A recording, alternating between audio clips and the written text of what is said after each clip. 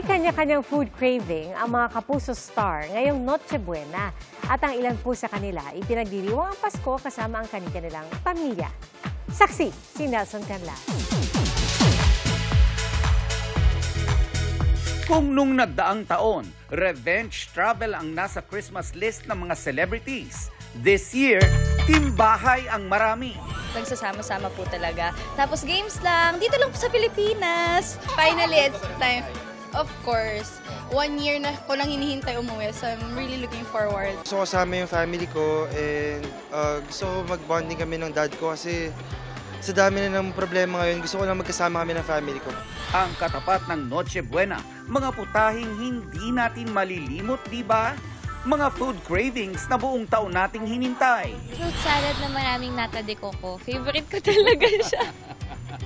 Yung dinuguan ng lola ko sa Bulacan. Mami ko kasi sobrang galing magluto eh. Isa sa mga signature dishes niya na niluluto niya every Christmas is yung kaldereta niya.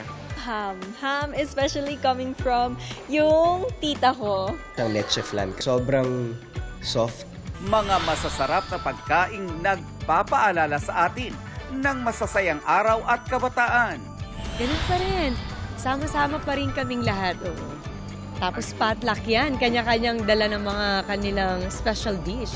Unang-una yung potato salad ng nanay ko, tsaka embutido. Tsaka syempre yung menudo ni Lola. Pork chop ni Mama.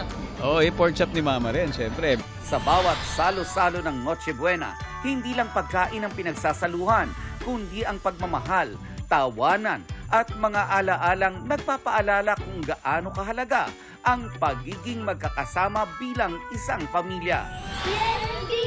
Para sa GMA Integrated News, Nelson Canlas ang inyong saksi.